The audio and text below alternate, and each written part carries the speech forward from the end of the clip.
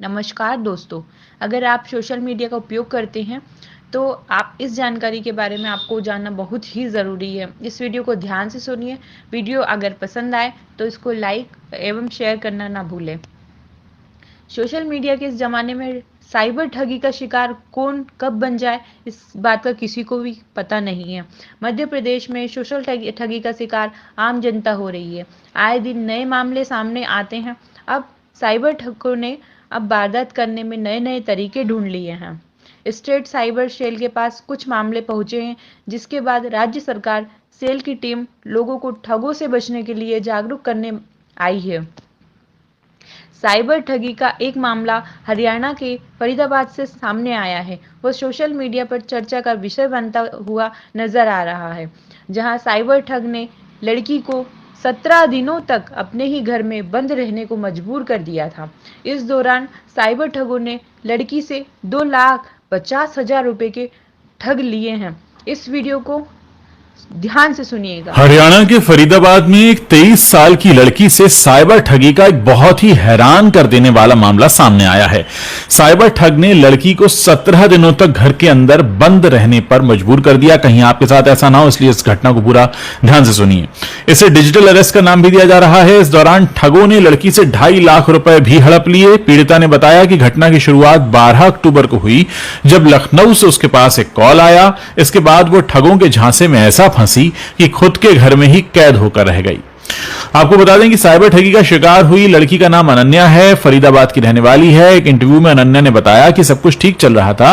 इस बीच 12 अक्टूबर को उसके पास एक कॉल आया। कॉल करने वाले ने कहा कि वो लखनऊ कस्टम ऑफिस से बोल रहा है और आपके आधार कार्ड के जरिए एक पार्सल कंबोडिया भेजा जा रहा है। इसमें कुछ पासपोर्ट हैं और एटीएम कार्ड भी हैं। खुद को कस्टम ऑफिस का बताने वाले शख्स ने अनन्या से आगे कहा कि वो 5:30 बजे से पहले इसको लेकर लखनऊ पुलिस में एफआईआर दर्ज करवा ले, नहीं तो उसे कोर्ट में पेश होना होगा। यह सुनकर अनन्या थोड़ी घबरा गई। वो अपनी मां को बताने के लिए जा ही रही थी कि सामने वाले ने कॉल को कथित पुलिस अधिकारी से कनेक्ट कर दिया। इस पर अनन्या उससे बात करने लगी। अब अनन्या बताती है कि जब मैंने उस कथित पुलिस अधिकारी से बात की तो उसने कहा कि एफआईआर के लिए मुझे वीडियो कॉल पर आना होगा, क्योंकि डिजिटल एफआईआर कैमरे पर ही होती है। इस पर मैंने स्काइप ऐप ज्वाइन किया और कैमरे के सामने बैठ गई। सामने पुलिस की वर्दी पहने कुछ लोग खड़े थे और थाने जैसा ही बैकग्राउंड भी बना हुआ था। इसके बाद पुलिस अधिकारी ने आधार कार्ड और बैंक डिटेल्स वगैरह चेक करने की बात कही। फिर कुछ देर बाद उसने कहा कि आपके यानी अनन्या के खिलाफ तो पहले से ही एक एफआईआर दर्ज है और अरेस्ट वारंट भी जारी हो चुका है। उसने बैंक के अधिकारी का नाम लेते हुए कहा कि आप उससे एसोसिएटेड हैं और उसके खिलाफ ह्यूमन ट्रैफिकिंग जैसे गंभीर केस दर्ज हैं। हमारे पास सबूत हैं, गवाह हैं, दोनों मौजूद हैं। यह सब सुनकर अनन्या काफी घबरा गई। इसी बीच वीडियो कॉल पर बात कर रहे कथित पुलिस अधिकारी ने कहा कि अनन्या आप 1 मिनट रुकिए, हम आपकी बात सीबीआई अधिकारी से कराते हैं। और कुछ देर बाद एक सो कॉल्ड कथित सीबीआई अधिकारी भी लाइन पर आ गया। उसने अनन्या से कहा कि जितनी कीमत का आपके खिलाफ चार्ज है, वो बताया गया था करीब 3,80,00,000 का, तो उसका आप 5% यानी 15 लाख रुपया आपको अभी देना होगा, नहीं तो हमें आपको तुरंत गिरफ्तार करना होगा। जब अनन्या ने इतने पैसे देने में असमर्थता जताई तो उसने कहा कि अब हम आपको डिजिटल अरेस्ट कर रहे हैं। इस दौरान आप अपना स्काइप बंद नहीं करेंगी, 24 घंटे हमारी निगरानी में रहेंगी, कैमरा ऑफ कर सकती हैं, लेकिन हम आपकी आवाज सुनते रहेंगे। और इस तरह ये लड़की जो है ये अपने ही घर में कैद होकर रह गई। मतलब मामला यह था कि अनन्या ने जब अपने घर वालों को इस बारे में बताने के लिए कहा तो कॉल पर मौजूद जो शख्स था उसने सख्त लहजे में मना कर दिया। उसने कहा कि हम आपकी मदद कर रहे हैं, आपको इस बारे में किसी से बात करने की जरूरत नहीं है, यह बहुत गोपनीय मामला है। 3-4 दिन ये सब चलता रहा। फिर एक दिन कॉल करने वाले शख्स ने कहा कि अनन्या आपका केस कोर्ट पहुंच गया है। जज से बात हुई, उन्होंने आपका केस प्राथमिकता पर रखा है, जमानत राशि के तौर पर आपको 15 लाख रुपए देने होंगे।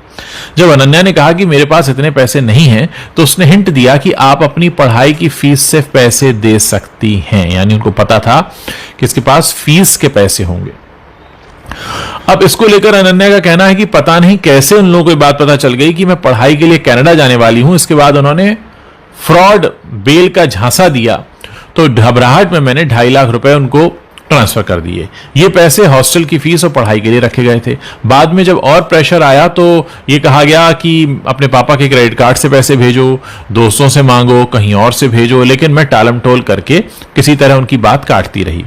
इस सब में हफ्ते भर से ज्यादा का समय कट गया। इस दौरान अनन्या अपने घर के कमरे में एक तरह से डिजिटल अरेस्ट रही, वो भी घर वालों से छुपकर, क्योंकि जब वीडियो कॉल करने वालों को पैसे नहीं मिले तो उन्होंने 17 दिन बाद ये कहा कि अब आप फ्री हैं, आपको डिजिटल अरेस्ट से आजाद किया जाता है।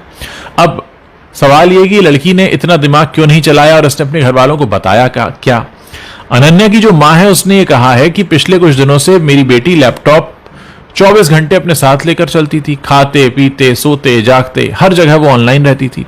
हमें नहीं पता था कि उस पर निगरानी रखी जा रही है, डर के मारे वो ऐसा कर रही है, हमें बिल्कुल अंदाजा नहीं था। और पहले हमें लगा कि आईटी का बच्चा है, शायद काम कर रहा होगा, मगर हद से ज्यादा ऑनलाइन रहने और वो भी वीडियो पर ऑनलाइन रहने को लेकर हमें शक भी हुआ। फिर 17 दिन बाद मालूम हुआ कि अनन्या साइबर ठगी का शिकार हो गई है। अनन्या की मां कहती हैं कि दोषियों पर कड़ी कार्रवाई होनी चाहिए, जिस तरह मेरी बच्ची मेंटली टॉर्चर हुई है, किसी और का बच्चा ना हो। फिलहाल पुलिस ने केस दर्ज करके जांच शुरू कर दी है। दोस्तों, ये अपनी तरह का अनोखा मामला है जिसमें डिजिटल अरेस्ट किसी को किया गया।